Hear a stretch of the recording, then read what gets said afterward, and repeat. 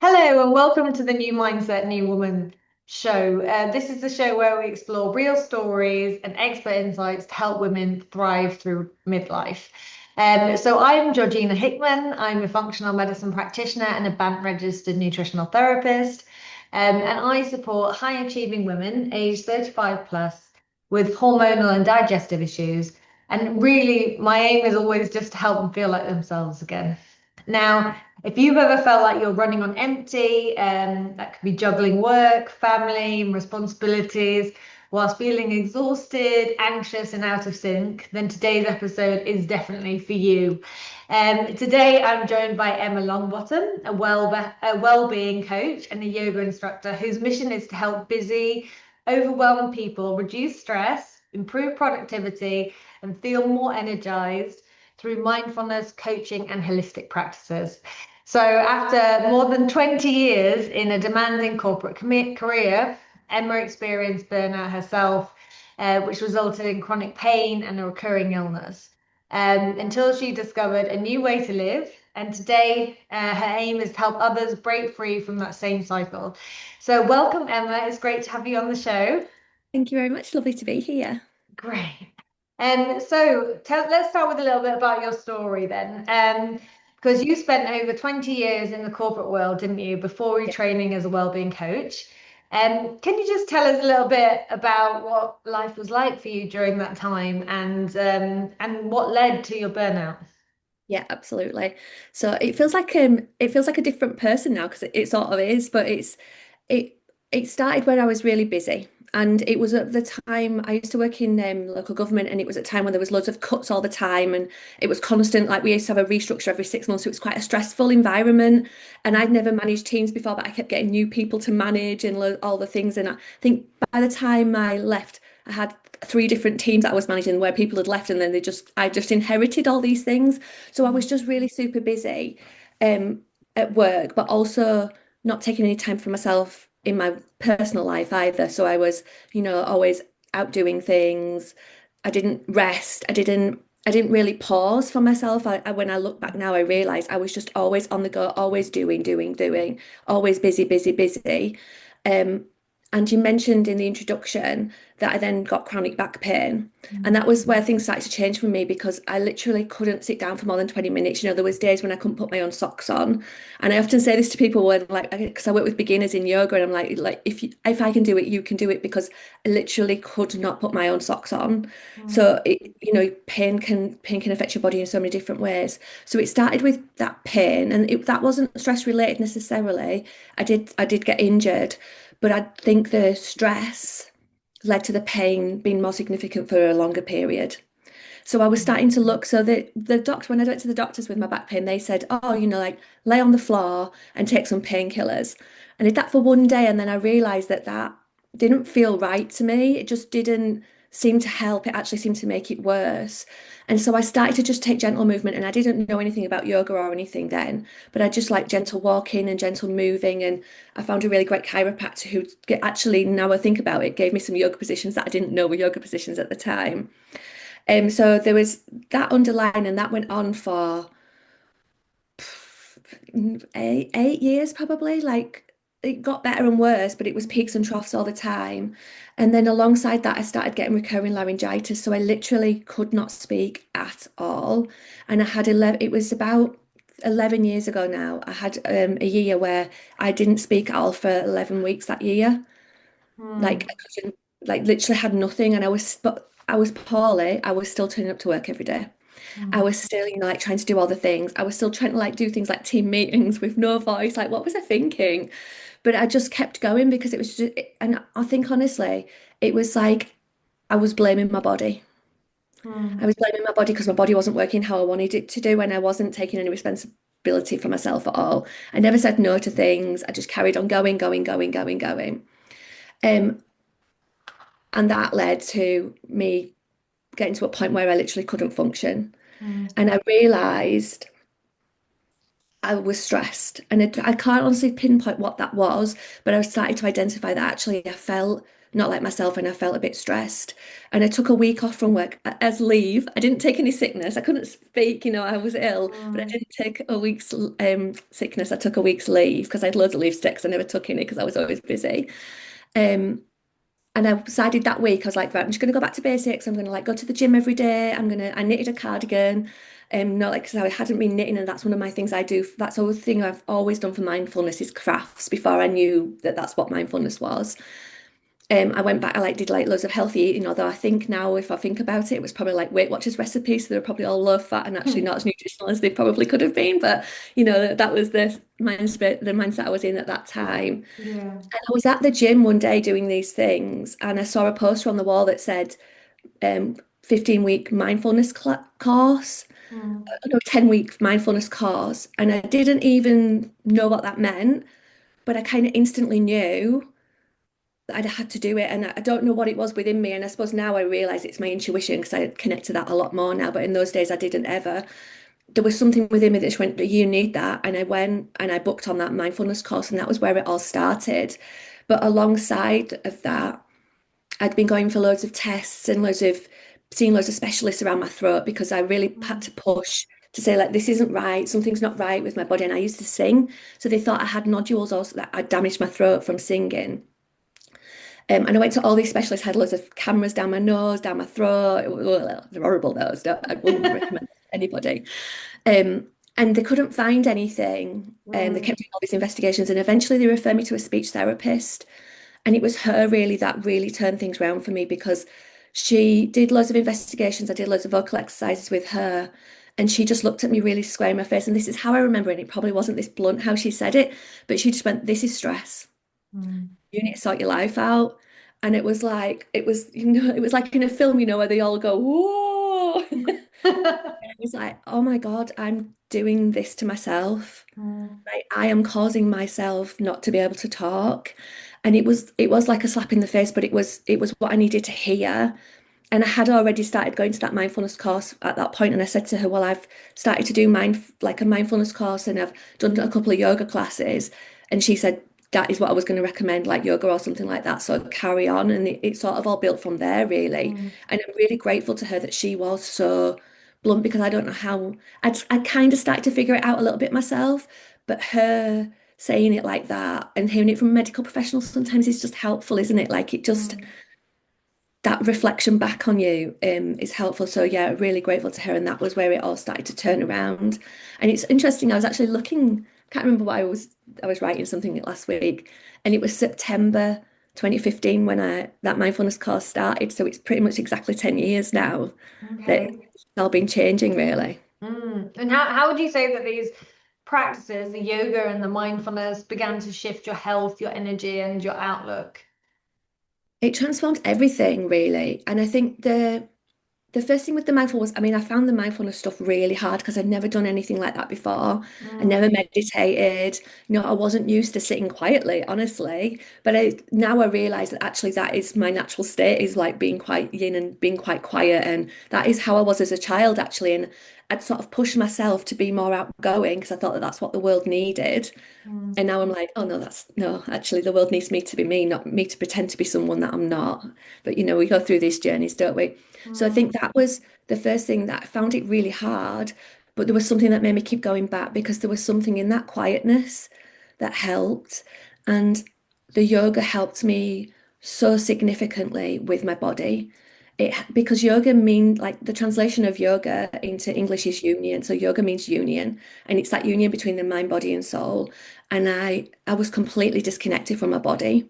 So what yoga really and mindfulness really helped me to do is to identify what it was that I was doing that was not helping my back pain, Mm. what I was doing that was not helping my throat and my body, and it what was making it worse. So actually for me, a lot of the time, even now with my back, if I sit on a weird chair, like a high stool where you can't put your feet down or like something without a backrest, my back will start hurting, Mm. even now, all those years on. So it helped me to start to identify those things that actually there were ways that I can help these doing gentle movements every day, just for 5 minutes, eases my back pain and all those. So it really helped me to get that connection back between me and my body because I had been blaming it. We were in like a conflict with each other. But actually, once I made friends with my body and started to work with it and tried to listen to what it was trying to tell me, everything changed. Mm. And I imagine that your story is quite common, I think, because as women, we push ourselves very hard and we expect a lot for ourselves. And I think we take on a lot of responsibility, don't we? We feel like the buck stops with us across many different things, work, home life, all sorts of things, really. So I see many women struggling in midlife with stress-related hormone conditions, such as things like fatigue, anxiety, brain fog, sleep problems. Now, from your perspective, how would you say that chronic stress affects hormone balance? It's a big question. Yeah, it is, isn't it? Yeah. But it certainly Um, is a big contributing factor. it's huge, and I think you're right, we put so much pressure on ourselves, and I see women doing this all the time, and they're like, I've got to do this, and I've got to do this and that. When I actually unpick with them, like, why do you feel Mm, like that?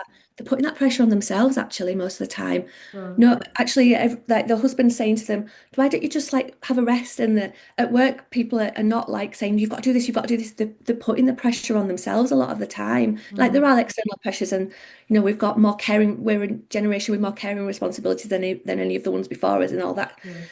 And like we're having children later, and so there's all sorts of issues. But what I do know is that stress is detrimental to all of it because our Mm, nervous system just isn't designed to deal with this stress constantly. Our nervous system is designed to deal with stress in like short, sharp bursts to help us run away from something, or to help us, like like if you've got an interview or a big presentation, you have a little bit of adrenaline, don't you, a bit of stress, yeah. and it helps you perform in that moment. But when our stress levels are up here all the time, it's basically attacking our body because things like our immune system doesn't work properly, our brain's not working properly because it's fighting, and it wants to run away all the time. So actually it's detrimental to all of our body, our whole body, Yeah, our whole sure. system is it's like attacking itself. And you're talking about midlife from a perimenopausal like point of view. Your body's already under a lot of stress because once we get to midlife, our hormone starts to fluctuate, and that then causes extra stress on our system because the rest of our nervous system's going, what's going on? Why do our hormones keep going up and down? Oh, Yeah. and it's not quite sure what's going on.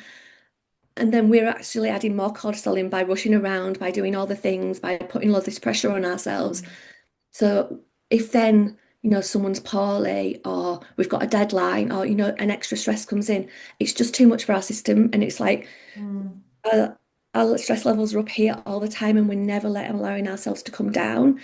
And it's interesting, isn't it? I was talking to a group of women about this a couple of weeks ago.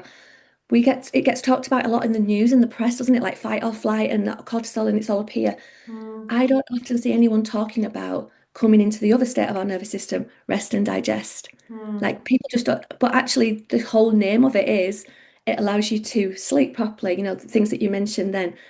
It mm, allows your brain to relax. It allows your body to relax. It allows your digestive system to work more effectively. Your mm. immune system turns back on and it deals with all the things it needs to deal with.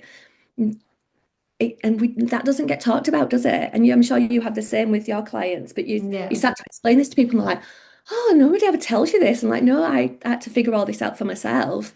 But it's really important to know all these things because actually our body needs it. Our body can't be up here all the time Yeah. because like, what I see from women is your body starts to like attack itself almost Yeah. because it can't function how it's supposed to function. And I don't think we don't know we're doing it. Like I didn't know I was doing that, No. but that is what I was doing to myself, and I see it now, and I can. It's helpful because I have a story that I can tell to women, and I think you're Mm. right. I think it does resonate with people because they're like, oh my God, see the penny drop, like, oh, I might be doing that. I'm like, yeah, I think you are. Yeah. I But know, can we just stop a certainly. moment? Yeah, I mean, certainly, I used to be one of those people who just kept going, and then thought I'd rest when I go on holiday. And I think And then you get poorly. that's quite a common mindset, isn't it? And It's it's people crazy, really. We need to totally. And then make that they're time to like, rest every day. but then they're like, they go on holiday, and then they're like, I'm always poorly when I go on holiday. I'm like, yeah, Yeah. because your immune system's just turned back on because you're resting. I What know. do you mean? Like, well, your immune system can't work properly when it's up here, when you're up here with this stress. Yeah.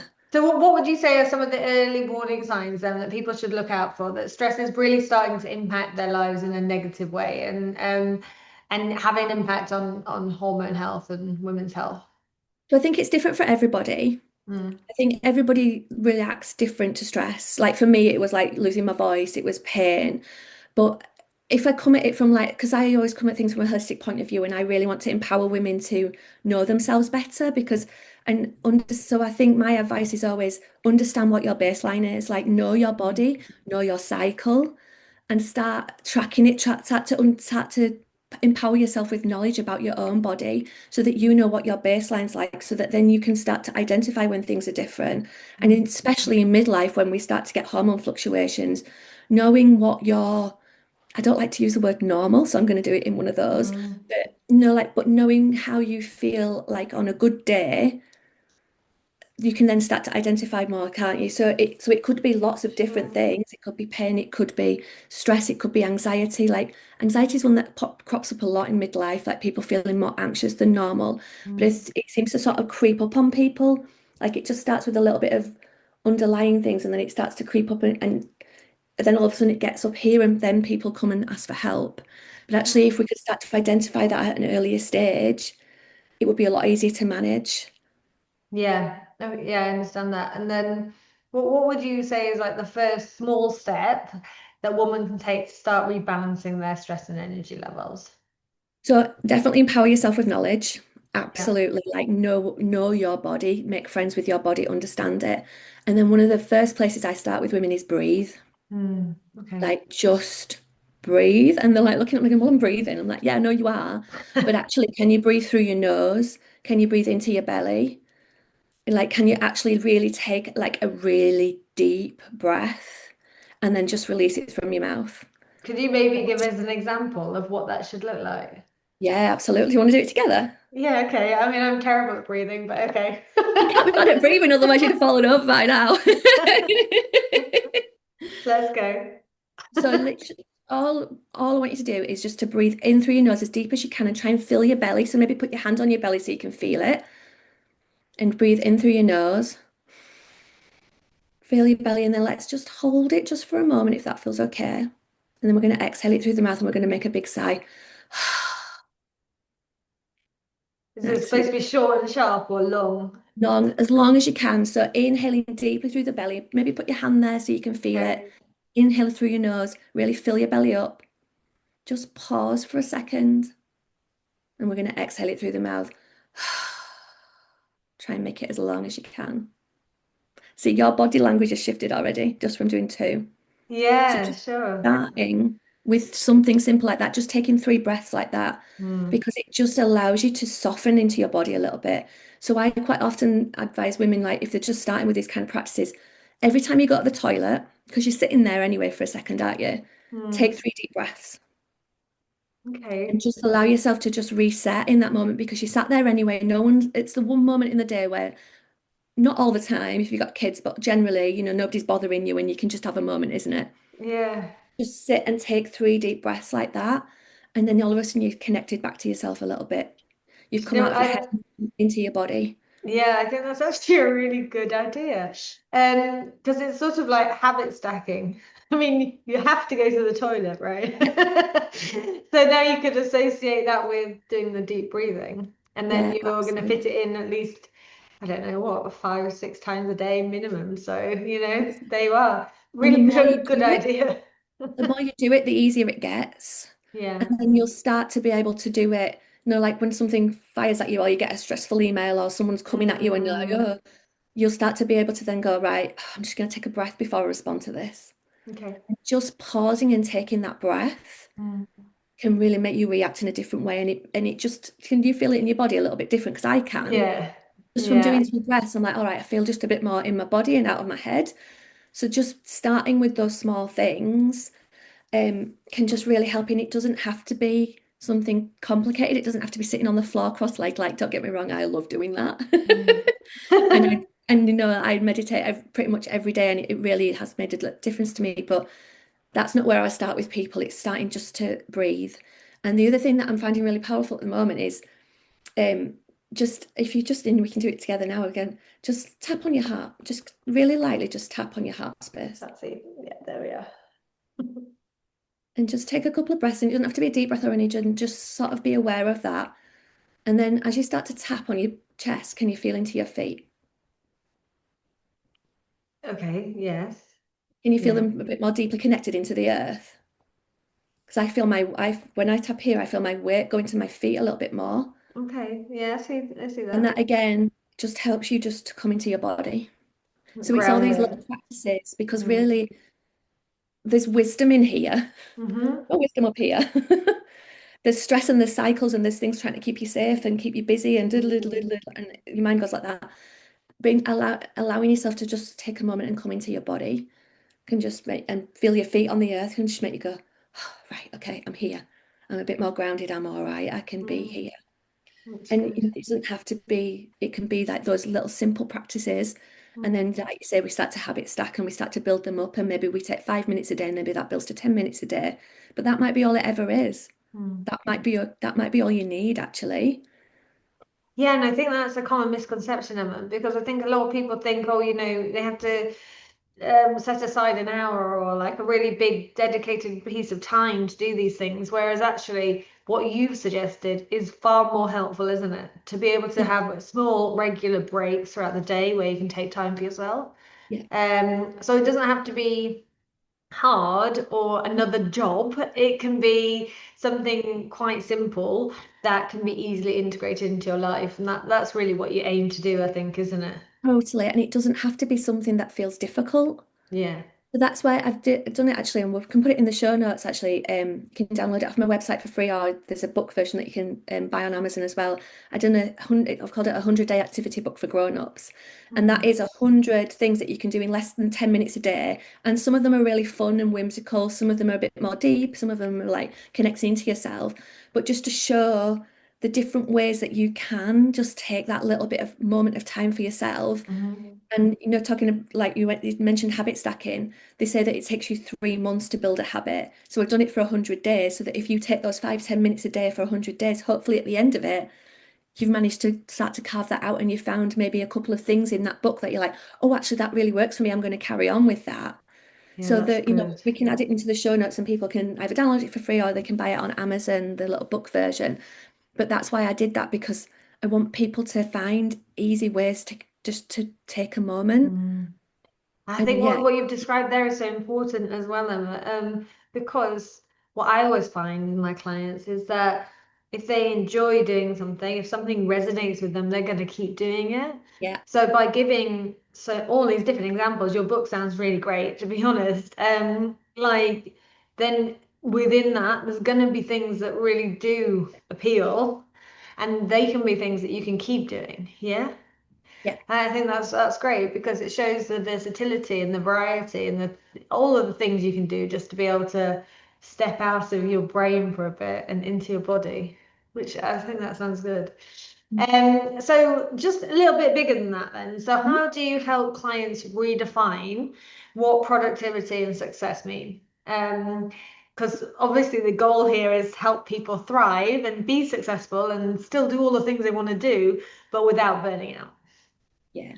So I think as a society, we've got a very narrow view of what success is, haven't we? Like Yeah.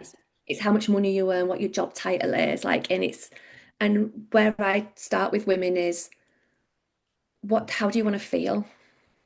Actually, what does that successful version of you feel like? Mm. Because we've been told this like lie, haven't we? We've been made to feel like we have to have it all. Like we've been said, women can have it all, and then you kind of feel like you have to have it all, and then you're like, and what I've really started to reflect on in the last few years, like, I don't want it all. No, thanks. I don't want all of those bits and No. bobs. Thanks.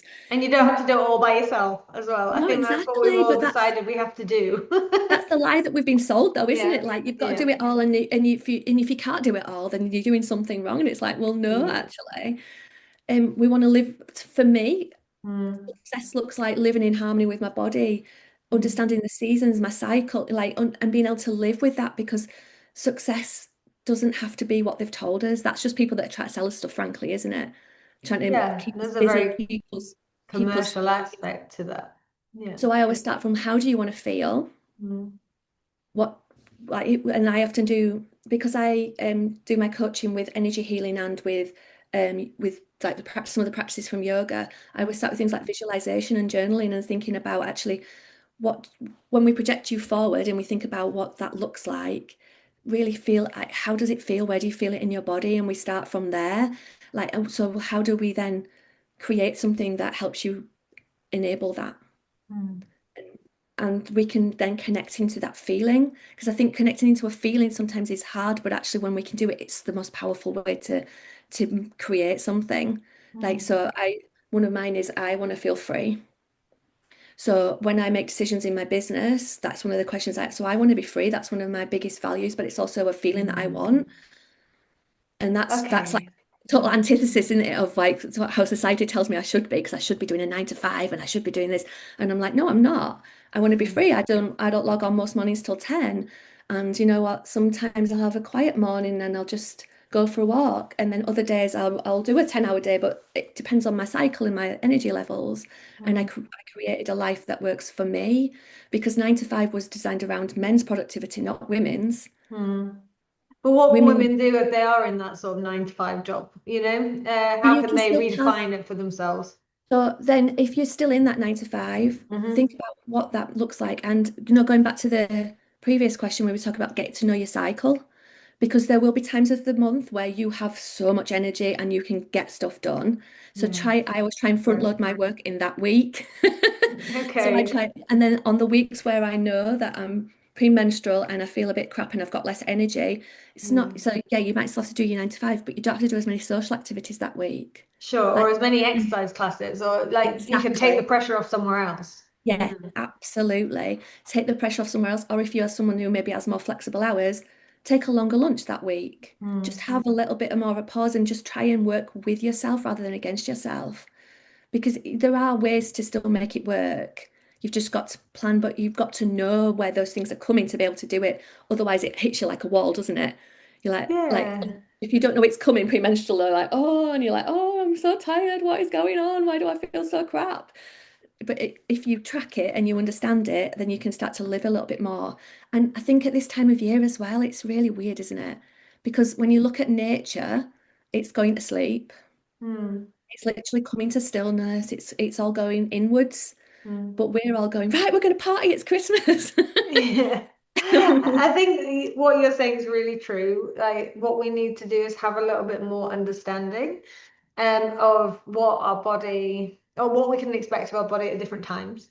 Yeah, And then from that, what we get is compassion with ourselves. So we can be more compassionate about the times we're not feeling 100%, the times we're not as productive as we want to be.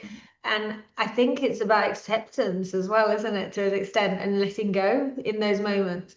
And knowing that you make up for it another time or what have you. absolutely. Because what women like, let's face it, all the women I know, they get stuff done, man. Like the amount of things that they do and the amount of things that they Mm, juggle, the super women. I But know. we can't expect to be like that every single day because we're not. Mm, Like 9 to 5, Monday to Friday was designed around men's hormones because mm, their hormone cycle is like 24 hours, isn't it? And they pretty yep, much feel the same hormonally every day. We don't. Ours is more like 28, 30 days. So that's right. we're not, we don't feel the same every day, and that's okay. Mm, But exactly. understanding that, and you're right, being kind, like, because I see women and they're so kind to everyone in their lives, but they're so hard on themselves. Like, can Mm, we just be kinder? Can we just be, acceptance is the perfect word, accept that that is part of being a woman, that is part of our femininity, and that's okay. Actually, that's part of our superpowers as well. mm, That's why we're mm. so amazing at so many things, but we have to allow ourselves just to take a break when we need to Yeah, absolutely. and Now, acknowledge that our bodies have less energy when we're on our period because like it's doing something else, isn't it? yeah, sure. And then when we start to come out of our period, that's when we're really energized and can Yeah. feel like we can get a lot of stuff done. Yeah. So that's actually when our hormones are the lowest, doesn't it? So we're more like a man at those the first 2 weeks of our cycle. We're more like a man. We can do a little bit more stuff. Yeah. And the second sort of half of the cycle, not so good. Yeah. Now, what? what I was going to ask you is, are there any particular types of yoga or mindfulness or relaxation practices that you would particularly recommend for women going through like perimenopause? The one that the one that they always enjoy the most when I Yeah. work with menopausal women is a yoga nidra. Yeah. Because a yoga nidra is like a long guided meditation, and Mm, it takes you into that state where you're not awake and you're not asleep, you're in that little dreamy phase in between, and it's deeply mm, restful, deeply healing, and it can be like normally 20 minutes plus. So, and this we can add into the show notes, there's loads on my YouTube page and loads of free ones there that people can just use. okay. But it's basically like a really nourishing power nap. And they say that 20 minutes of yoga nidra is equivalent to 2 hours full sleep in bed. So because a lot of women are struggling with their sleep, like having hot flushes, like generally the sleep patterns a bit more Mm, broken in perimenopause. When I introduce that to people, it's like they're like, "Oh my God, why did I not know about this before?" And I know that's what I was like when I first discovered it. Like, wow, this is like magical. What is going on here? mm, So that is like the most powerful. And restorative yoga in general, I think people find if they can come to stillness, because not everybody can come to stillness. So yoga nidra is good because it's stillness, but it's not silence, because I talk pretty much all the way through it. In mm, restorative yoga, we come to stillness and silence. So it depends on how your nervous system is, because some women aren't ready for that yet. But mm, if we can find that path in there, it's so powerful, because there are so few times in our life in midlife when we get stillness and silence, like it's everything's busy, isn't it? mm. And I think just anything really that soothes your nervous system, so gentle movement. So, like a lot of women will say to me, "Oh, like I run," I'm like, "Great, amazing. But can you do something more nourishing for your body as well?" Because sometimes like running and things can still be putting yourself under a little bit of stress. So Yeah. it's great. And like, don't get me wrong, like I do weights and things like that, and I put myself under more stress, but then I do a more gentle practice as well. Hmm. So I don't do it every day, because you need that balance. And I think it's finding that balance that works for you really as one. But yeah, you're gonna just we can add it in the show notes and people can have a little go. But Oh, I think that sounds good. that's that's the one that people, yeah, love the most. Okay. And then for women who are particularly busy, I mean, we're all Mhm. busy, but if I do have clients that say to me, oh, I couldn't possibly fit that in. I'm too busy, like I just haven't got any capacity to do anymore. So for women who are really busy, what is one simple practice that they can start doing today to reduce their stress and feel more balanced? Saying no to some stuff. Excellent. Yeah, some healthy boundaries. Yeah, set some boundaries. And like we were talking about earlier on, breathe when you're on the toilet, because you sat there Yeah. anyway. And the other one that I always say to people is when you sat in the car. So when you sat in the car before you get out to get somewhere, take a breath there, or just take a moment. Because generally you're probably early anyway, and even if you're late, like an extra minute's not going to make any difference, is it? Take a moment then when you've just sat in the car by yourself. When you Mm, sat in the toilet by yourself, when you sat in the car by yourself, have those moments, because mm. that might be the only time you carve out, but that would be powerful if you did that every time. Yeah, and I've done that as well. Like before I've gone into like big meetings or networking things or anything that's sort of like you find particularly a bit testing for yourself. Um, I used to sit in the car and do the 3 minute breathing practice, which is a Yeah, mindfulness practice, isn't yeah, it? But again, 3 minutes. Who hasn't got 3 minutes? You know? exactly. And if you genuinely can't find 3 minutes, then I know I said it in a jokey way about saying no, but genuinely, you need to say no to some stuff, Yeah. because you are filling your life with things, and I genuinely don't think you need it all. Like, and that's where I have to be a little bit tough love with people. I'm like, I'm sorry, how many hours did you spend on your phone today? Like, how much scrolling did you do? Like, no, Mm. there are 3 minutes that you can find, and I don't believe that there aren't. Hmm. Exactly.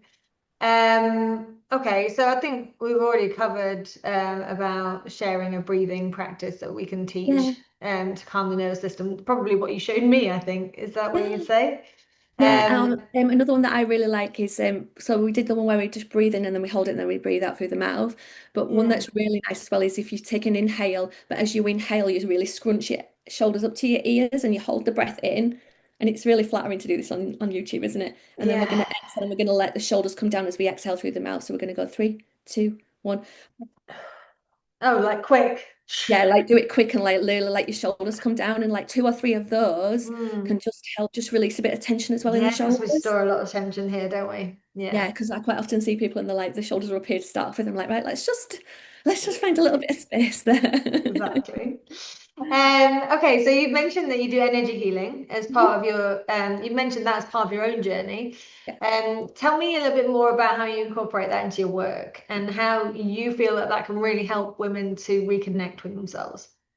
So everything is energy. So energy Mm. healing is based on the principle that everything is energy. Like we're energy, the computer's energy, food's energy, trees are energy, everything.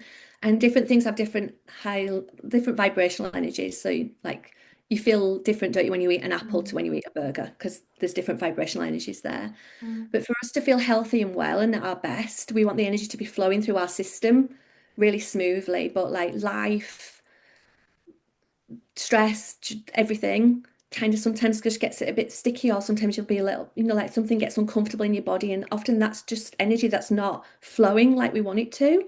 Okay. So I often incorporate energy healing with coaching, because I start off with doing the energy healing. So I'll do some Reiki with someone, and that enables me to just go into their energy system, feel into where there might be some discomfort, where there might be little bits that are a Mm. little bit stuck, where there might be areas where there's something that's there energetically.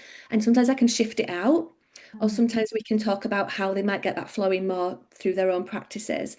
And I find it a really helpful place to start with women, because it enables me to sort of have that conversation around like, there's something in your left shoulder, like, oh, and then they'll be like, oh, yeah, yeah, it always hurts my left shoulder. I don't know what it is. And I'm like, well, there was loads of energy sat there, like a big ball. So I've shifted it out. But, your left side's feminine, your shoulder's like connected to your heart chakra. So that could be about self-care. It could be around like an issue with a family, and we can start to have these conversations about what that might mean and how that might resonate. I find it a powerful place to start, because your energy system, the energy system will always show me what the person is ready to show me, but they Mm. might not know that on a conscious level, if you see what I mean. But the energy system will show me things that are like maybe stuck, or someone will say, "Oh yeah, well I had this issue years ago and it's always hurt since then." I'm like, "All right, let's shift the energy out. Mm. And then I can recharge their energy system, give them a bit of a boost, and we can start from a different place to have the conversations in our coaching sessions than we might do if we just started from scratch, because we Mm.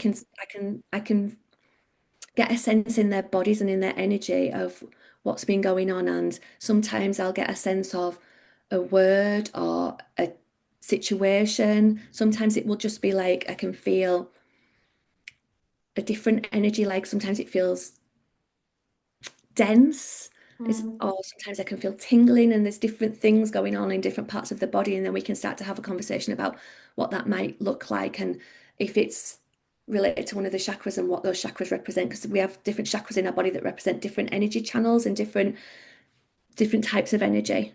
So Okay. that's where it kind of starts from. So if people haven't done energy healing before, they're a bit like, "What?" I'm like, "Well, let's just Yeah. go with it." Yeah, because I do think there might be a perception around energy healing that it's a bit woo-woo and Oh like yeah. a bit alternative and it's not like as evidence-based as other practices. But the thing is, if something works, just go with it. That's my rule. And with any of these practices, if you come to it with an open heart and an open mind, it's more likely to work anyway. If you come Yeah. to it going, well, it's not going to work, then it probably won't. But actually, what I find most of the time is actually people really like it, because if nothing else, they get to lie down for an hour. Yeah, it's a relaxing practice in It's a itself. really relaxing Yeah. practice, and I always try and leave people feeling more energized. Sometimes, Mm. don't get me wrong, there's quite a lot of emotion comes out, Hmm. but it's not always emotion that's ready to leave the body. Because Okay. when sometimes you're in a situation and you feel like, I'm going to cry, and then you're like, oh, I can't cry here. So you press it down. Yeah. That is energy that then gets stuck somewhere in your body. Because Yeah. how often do you then get home and go, oh, well, I'll have that cry now? You don't, do you? You forget about it. No. And you've pressed it down and it's somewhere in your body. If we do that over and over again, all that energy is stored somewhere, and it'll start to become like, it'll start to get a bit uncomfortable. So you might have like a shoulder that hurts or a leg that hurts. Or, and Mm. it's all energy that you've pushed down, because you're going, I can't deal with that, I can't deal with that, I haven't got Mm. time. So sometimes I can shift it out in a big lump. Sometimes it comes out as a wave of emotion. Sometimes it just releases, and someone's like, oh, I feel so much better. I'm like, yeah, because I've just released loads of energy that who knows how long that's been sat there. Mm. I mean, I think also, like, if you're somebody who suppresses your emotions a lot, whether that's just through not speaking up for yourself or or overeating or whatever it is that helps you stuff down those emotions. We do know from science that doing that does aggravate the nervous system. And it's something that's going to contribute to more long-term chronic Yeah, illnesses and stuff like that. So what you're explaining to me through energy healing is actually really fascinating yeah, because it's a way of releasing those stuffed down emotions. yeah, it is. And it's just, you're right, that energy becomes, I call it dis-ease. So you'll get like a little bit of your body that feels just like a bit like, oh, this don't feel quite right. But over time, if we don't release it and we allow that to manifest, it Mm-hmm. becomes a disease, let's be honest. Yeah, that's Because right. everything is energy. The Yeah. whole universe is made up of energy. So we, I think we don't see ourselves often as energetic beings because you're right, it gets portrayed as being a bit woo and a bit like, oh, like a bit witchy. I'm very comfortable to stand in that space. Yeah, okay, so you run a lot of group coaching sessions, don't you? And I'm a big fan of group coaching actually. But tell us about why you think community and shared experience is a powerful way of sharing and of healing journeys through midlife. I think they're particularly important for women as well as like Yeah. group sessions because we're pack animals, aren't we, as humans? Mm, mm, And as women, like historically, we when we lived tribally, we would have always come together. So I don't know if you've ever heard like about the red tent. So they say that like when we lived tribally, there used to be a red tent, and under certain cycles of the moon or certain phases of our cycle, because women's cycles sync, don't they? Which tells mm, you all you need to know about us being a community anyway, because our cycles sync because we want to live in harmony together. So we mm-hmm. all want to be in a bad mood together. We all want to be at our peak energy together.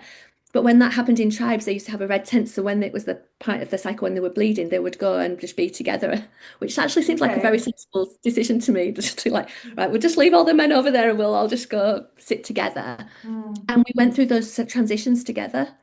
okay. And that is how we lived historically. We Mm, worshipped the moon, we worshipped our menstrual cycles. Like how we talk about the number 13 being unlucky. Well, that represents the number of moon cycles and the number of menstrual cycles in a year. It's not unlucky. It's about mm, feminine energy and about that divine feminine. So I think there's a need in us to have that, but how society's grown, it's kind of pushed us away from each other and we've been put in competition.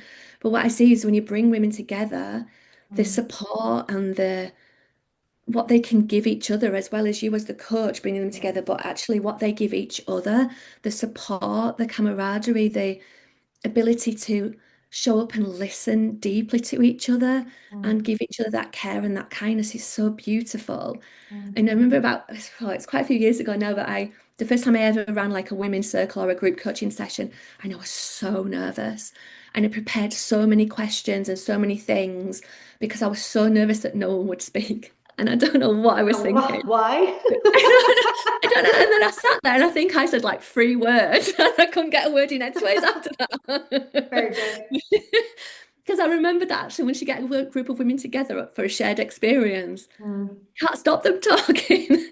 So it always makes me chuckle that I don't know why I thought that, but I think there's something really powerful, and particularly through this midlife transition, mm, because I think we just need it. We need to understand that we're not alone, that yeah. actually it's okay that we feel different and things are happening and there's a changes and it all feels a bit weird when it starts and you're not quite sure what's happening and you don't quite Mm, feel like yourself. So knowing that everyone else is going through the same thing is actually so powerful, but also so supportive.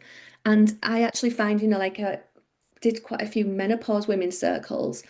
And I could come with like loads of holistic practices and give them loads of tips, but actually the things that they were sharing about each other, about the things that they tried and the things that they didn't work and was yeah. even more powerful. And that community that they created even in a few hours was Mm, amazing. Never mind if we worked together over a number of weeks. So I do think there is something within us where we need it as women. mm. We really do need that connection to other women. It Yeah, lights us, doesn't it? connection is in itself, isn't it? Something that helps us de-stress and relax. Absolutely. It's one of the pillars. Relationships, connection. We crave it. Yeah, We need it. we do. We do. And I think there's something in us as well where we like to listen and we like to Mm, nurture and like, as well as us getting something out of it, we give back as well, don't we? And that feels beautiful as well. yeah, it feels good. Okay, so just to sort of think about wrapping up then, so for women who feel exhausted or stuck right now, what is the one message or piece of advice that you would like them to hear?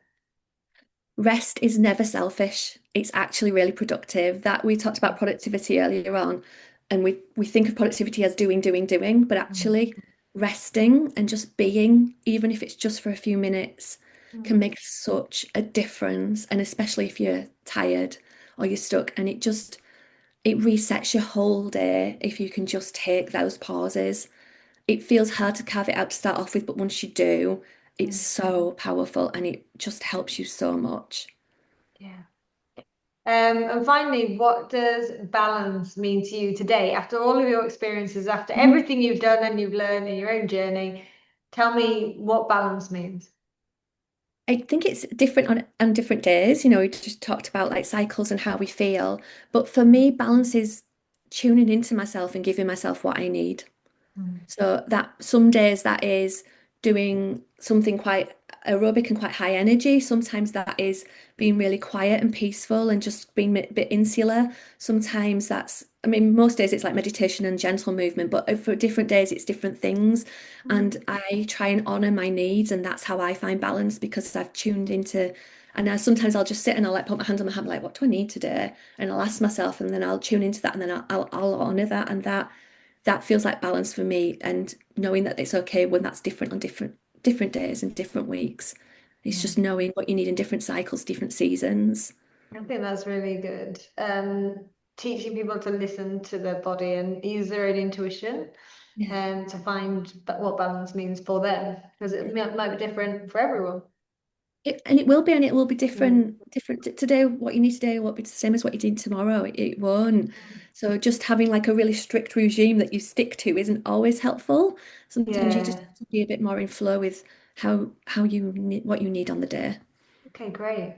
Well, thank you ever so much for coming to talk to us today, Emma. We've really enjoyed having you here. And as you've sort of alluded to, we're going to put some things in the show notes so that people can find out a little bit more about you and how they might be able to work with you, or you're going to share some resources, didn't you say? So you'll be able to find all of those in the show notes. And then well, all that's left for me to say is thank you very much for coming on, and we've loved having you.